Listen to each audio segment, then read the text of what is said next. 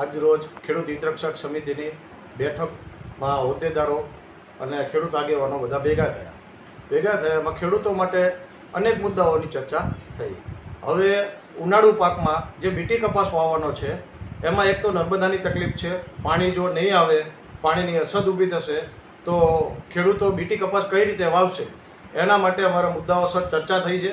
અમે ખેડૂત નર્મદા કેનાલના અધિકારીઓને ખેડૂત હિતરક્ષક સમિતિ વતી કેનલ રિપેરિંગ કરવાની હોય તો કેનલ રિપેરિંગ કરીને ખેડૂતોને ઉનાળુ વાવેતર માટે 1 તારીખ આજુબાજુમાં પાણી આપવામાં આવે તો ખેડૂતોને ઘણો બધો ફાયદો થાય. એની સાથે સાથે સરકારને અમે એ પણ કહેવા માગીએ છીએ કે ખેડૂતોને ખાતર સમયસર અને યોગ્ય ભાવથી મળી રહે એની પણ અમે રજૂઆત કરવાના છીએ. અને ખેડૂતોને ખેતી કરવા માટે અત્યારે તો ખાસ ડીઝલની જરૂર છે અને ડીઝલની અંદર જો આ રીતની વ્યવસ્થા થશે તો ખેડૂતો ખેતી કઈ રીતે કરશે? આ સરકારને વિચારવા જેવો પ્રશ્ન છે બહુ ગંભીરતાથી. જ્યારે ગુજરાતની અંદર ડીઝલ નથી મળતું પણ તમે લોકો સમજો છો કે દારૂ તમારે હર જગ્યાએ, ઘણી જગ્યાએ અને હોમ ડિલિવરી પણ મળે છે, તો ડીઝલની વ્યવસ્થા કેમ નહીં? આ સરકારને બહુ વિચારવા જેવું છે અને સરકારને કરવું પડશે. નક્કર ખેડૂતો ખેતી નહીં પકવે તો દેશની પરિસ્થિતિ કઈ રીતે અને કઈ દિશામાં જશે, આ બહુ વિચારવા જેવો ગંભીર પ્રશ્ન છે. એટલે અમે હવે આવનાર સમયની અંદર પાટડી પ્રાંત સાહેબને, જિલ્લાના અધિકારીઓને પણ અમે આવેદનપત્ર આપવા જવાના છે, ખેડૂત આગેવાનો. તો હું પાટડી તાલુકાના દરેક ખેડૂતોને એક આગ્રહ કરું છું કે બધાય સાથે જોડાઓ. આ સમસ્યામાંથી હેરાન ના થવું હોય, તકલીફ વેઠવી ના હોય તો સૌ સાથે મળીને ખેડૂતોનો અવાજ બનીએ અને ખેડૂતોની તકલીફ દૂર થાય એવું આપણે કામ કરીએ અને આવેદનપત્રમાં સૌ સાથે જોડાઈએ. જય જવાન, જય કિસાન. આજે ખેડૂત હિતરક્ષક સમિતિની હોદ્દેદારોની મિટિંગ મળી છે અને આ મિટિંગમાં સર્વાનુમતે એ ચર્ચા થયેલી છે કે છેલ્લા ઘણા સમયથી પેટ્રોલ અને ડીઝલની જે સમસ્યા છે અને એ સમસ્યાના કારણે ખેડૂતોને જે સમસ્યાઓ થઈ રહી છે, અત્યારે ટૂંક સમયમાં વાવણીની સિઝન શરૂ થશે, કેટલાક ભાગોમાં બીટી કપાસની પણ સિઝન શરૂ થશે. તો આવા સંજોગોમાં ખેડૂતોની જે ખાસ જરૂરિયાત છે ડીઝલ, એ ડીઝલ યોગ્ય પ્રમાણમાં મળતું નથી કે યોગ્ય સમય મળતો નથી. અને ઘણા બધા પેટ્રોલ પંપો એવા છે કે જ્યાં આ ડીઝલ ઉપલબ્ધ નથી. તો આ સમસ્યા માટે સાથે સાથે ખાતરની સમસ્યા છે, તેમજ નર્મદાના પાણીની સમસ્યા છે.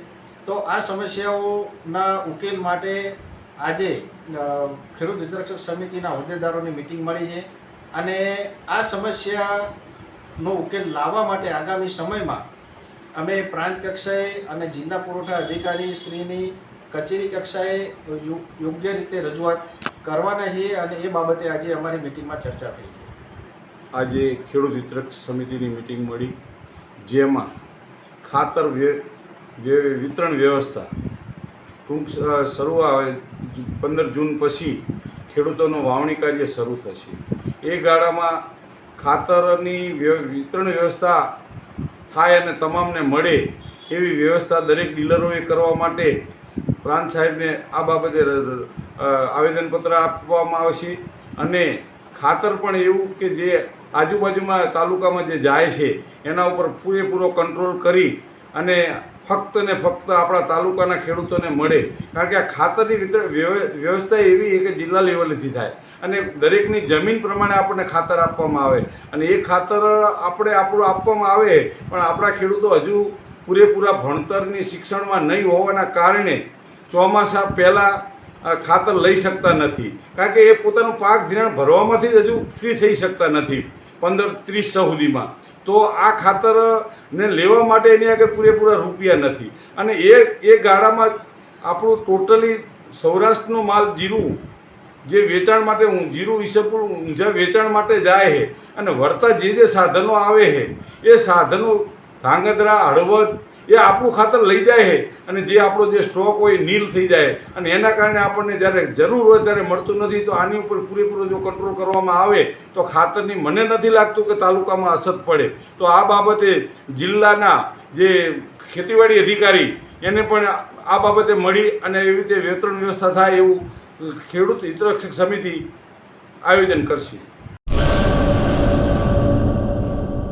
Admission open. Uma education trust સંચાલિત ઉમા વિદ્યાલય ગુજરાતી અને અંગ્રેજી બંને માધ્યમમાં શિક્ષણ આપવામાં આવે છે. શિશુ મંદિર 1 અને 2 સાથે એલકેજી અને યુકેજી તથા ધોરણ 1 થી 12નો અભ્યાસ અમારે ત્યાં કરાવવામાં આવે છે. ઉચ્ચ માધ્યમિક અભ્યાસમાં આર્ટ્સ અને કોમર્સ પસંદ કરી શકો છો. સંસ્કૃતિ અને સંસ્કાર સાથે આધુનિક શિક્ષણ. બાળકના સર્વાંગી વિકાસ માટે રમતગમતની સાથે સાંસ્કૃતિક કાર્યક્રમો અને સ્વઅભ્યાસિક પ્રવૃત્તિઓ કરાવવામાં આવે છે.